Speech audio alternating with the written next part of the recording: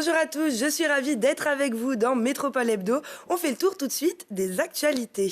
Pour la journée internationale des droits des femmes, le président de la métropole, Christophe Ferrari, aux côtés des deux anciennes ministres, Christiane Taubira, Najat Vallaud-Belkacem et plus de 80 élus locaux, publie une tribune pour appeler l'État à mettre en œuvre 10 mesures pour l'égalité des femmes et des hommes. Intitulée Liberté, égalité, sororité et fraternité, elle demande au gouvernement d'agir en urgence pour une société plus égalitaire. Tripartie à la métropole.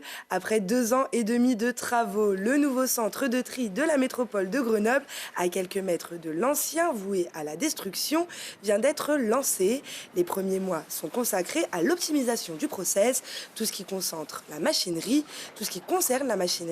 Fin avril, un parcours pédagogique sera même proposé. Mais avant d'arriver sur la chaîne de tri, les ordures sont d'abord collectées par les agents. Et ça commence très tôt pour ne pas perturber la circulation. Notre journaliste Jérémy Pinard avait rendez-vous à 4h45 pour assister à une tournée de collecte des déchets. 188 000 tonnes, voilà le poids total de déchets collectés par la métropole chaque année. Un travail matinal effectué par 200 rippers répartis en 81 camions, sillonnant les différents secteurs selon un itinéraire bien défini.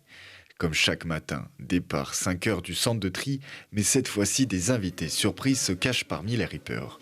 Des élus de la métropole ont décidé de s'immerger dans la peau d'un employé. Pour moi, c'était simplement de leur dire merci et de participer modestement avec eux à une tournée pour comprendre c'est quoi les difficultés de la ville, parce qu'une tournée, c'est jamais simple. Il y a des difficultés pour pouvoir accéder aux poubelles, parce que les voiries sont ce qu'elles sont, etc. C'est ça que j'avais envie de voir, moi, en tant que président de la métropole. Le président de la métropole a partagé une tournée avec Seraf Tayeb, chauffeur ripper. Une rencontre qui semble avoir permis d'échanger sur les réalités du métier. Il m'a posé beaucoup de questions sur les camions, sur la sécurité, sur le boulot. On est content. Comme ça, moi, les responsables, ils voient comment on travaille. Parce qu'il a vu que c'est pas facile ni pour les chauffeurs, ni pour les rippers, en fait. Plus de 300 000 poubelles sont présentes dans la métropole, un travail colossal qui nécessite une optimisation de l'emplacement des bacs pour faciliter le ramassage et ainsi éviter aux rippers de se fatiguer à traîner les poubelles sur de trop longues distances. C'est intéressant d'échanger avec eux. Après, échanger c'est bien, mais il faut que ça bouge aussi, quoi. Au niveau mise en place des nouvelles normes de sécurité qui s'accumulent, quoi, en fait. Des objectifs de conditions de travail ajoutés aux ambitions pour 2030 de la métropole de réduire de 50% les ordures ménagères et d'arriver à recycler 2/3 des déchets.